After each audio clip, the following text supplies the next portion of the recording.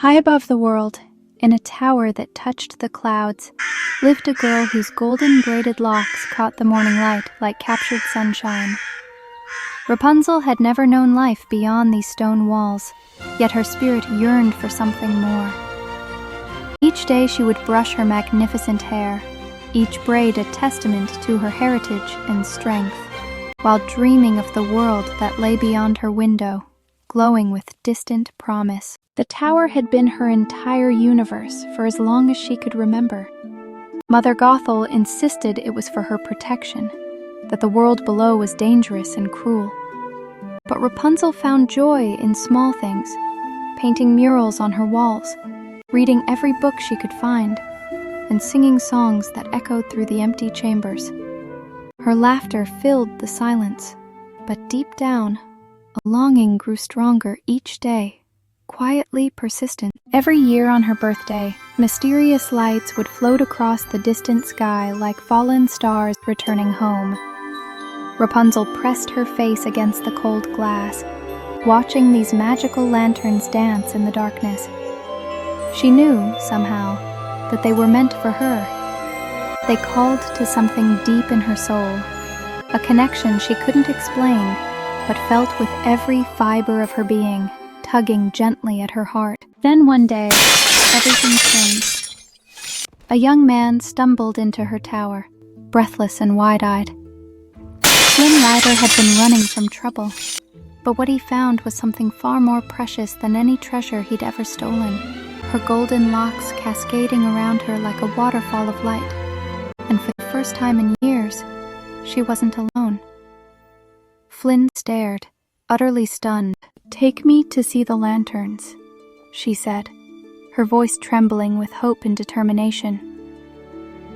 "Just for one night, and then I'll return." It was a bargain that would change both their lives forever. Flynn saw the fire in her eyes, the courage that had been waiting to break free, and he knew he couldn't refuse. This wasn't just about lanterns. This was about a girl ready to claim her destiny, and he felt moved. Together they descended from the tower and stepped into a world painted in vibrant greens and endless possibilities. Rapunzel's feet touched grass for the first time, and she laughed with pure joy. Every flower, every butterfly, every ray of sunlight was a revelation. Her braids swayed as she ran through meadows, finally free to explore the world that had been calling to her all along, the breeze cool against her skin. As night fell, they reached the kingdom just as the Lantern Festival began. Thousands of glowing lights rose into the sky, and Rapunzel realized she was home. These weren't just lanterns. They were wishes, hopes, and love, sent skyward by people who had never stopped believing she would return. She was the lost princess, and her golden hair wasn't just beautiful. It was a beacon that had guided her people's hearts for years, and the crowd gasped in wonder. But Mother Gothel appeared, her true nature finally revealed. She had kept Rapunzel imprisoned, not out of love, but out of greed for the magic that flowed through those golden braids. The confrontation was fierce, but Rapunzel had found something more powerful than magic. She had found herself.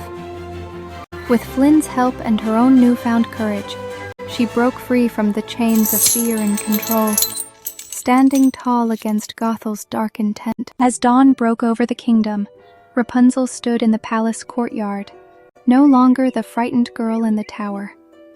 Her braids caught the morning light, and she smiled, knowing that true freedom begins when you believe in your own light. She had found her family, her love, and most importantly, herself.